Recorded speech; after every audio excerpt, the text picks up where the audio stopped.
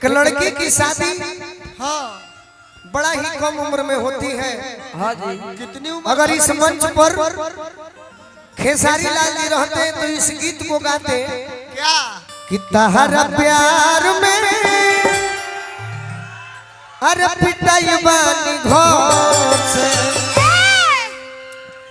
नहीं मिलत बाबूजी के डर से। पवन सिंह जी रहते तो गाते क्या सनहिया लगावल अरे बहुत बात नहीं है नजरिया चुरावल। हाँ जी बहुत बात होला। लेकिन हम इस मंच पर हैं तो गा रहे हैं कि लड़की की शादी होती है तो भगवान से कहती है क्या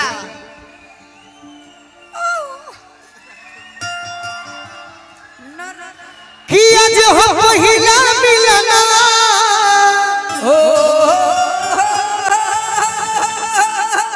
ए जब बात केहू ना सुनी तो तोहरे केहू सुनी जा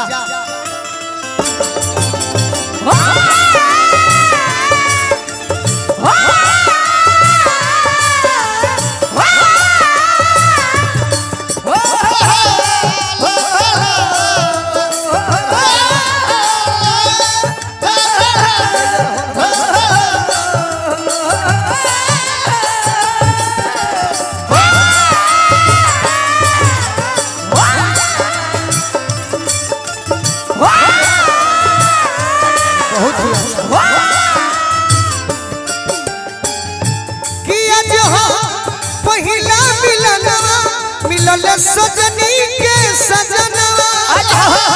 पहिला मिलना मिलल सजनी के सजना हमारी अंग गुलाब नियन खिलल बा बदना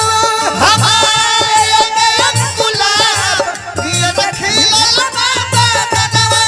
सुनी सुनी भगवान जन बिहान होके दी सुनी सुनी भगवान जन बिहान होके दी ला जूता संगाई जूता सुनी सुनी भगवान जन बिहान होके दी। तो लड़की का कहती है तनी हीरोइन बन के कह यही तरी जब मन करता लेट जाता रू अरे कि आज राजा जी के कोरवे में जवान हो खेती आज राजा जी के कोरवे में जवान हो खेती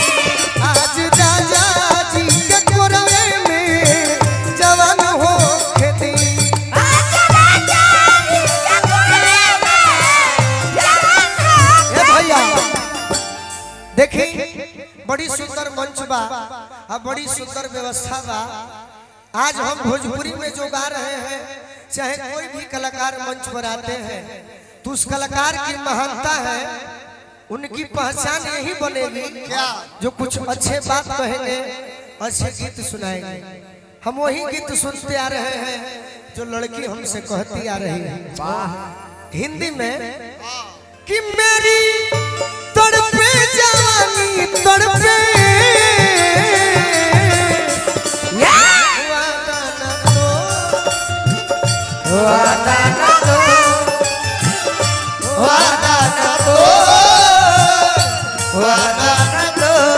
मेरी तड़पे जवानी तड़पे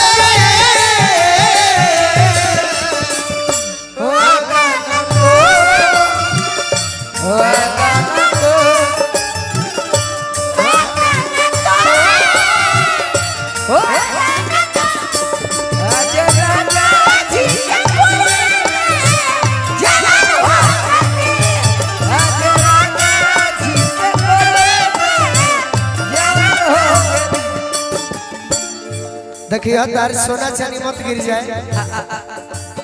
न तो हमारे पर दोष लग जाए। लड़की को हटे भगवान जी और राजा जी के उठावा में उठ जब साटी उठ जब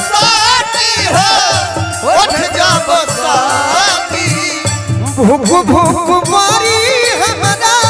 दिलवा के बाती दिलवा के बाती हो दिलवा के बाती भूख भूख मारी हमारा दिलवा के बाती दिलवा के बाती हो दिलवा के बाती किरण भर लभ के दरिया में जय हो हे रूपा ए रूपा किरण भर लभ के दरिया में अरे नहान होखदी एह राजा जी के कोरवे में जवान होखदी एह राजा जी के कोरवे में जवान होखदी आज राजा जी के गोदिए में जवान होखदी आज राजा जी के गोदिए में जवान होखदी प्यार के धुन सुन सब सुन प्यार के धुन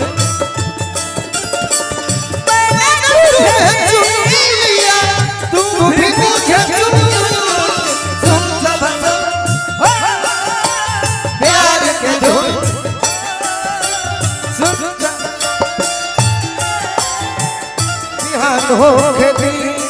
आज राजा जी के गोले में जवान होखदी आज राजा जी के गोले में जवान होखदी एक लाइन और रोआ गनगनाई पिया रोआ गनगनाई पिया कोरा जब उठाई है कोरा जब उठाई है हो कोरा जब उठाई है ठाकुर मनोज हमार जियरा जुड़ाई है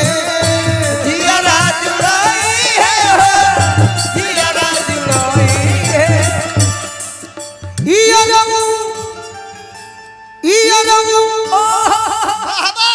यार बुझलू नु यार इयरऊ गोलू राजा के परेशान हो खेती तनी डांस करके देखा तो लोग खुश हो जाए कि आज राजा जी के कोरवे में जवान हो खेती आज राजा जी के कोरवे में जवान होखदी गोलू राजा के गोलू राजा के परेशान हो खेती आज राजा जी के कोरवे में जवान होखदी आज राजा जी के कोरवे में जवान होखदी आज राजा जी के कोरवे में जवान होखदी आज राजा जी के कोरवे में जवान होखदी आज राजा जी के कोरवे में जवान होखदी अच्छा लग रहा है तो मैं चाहूंगा जोरदार तालियों की सौगात होनी चाहिए, जोरदार ताली।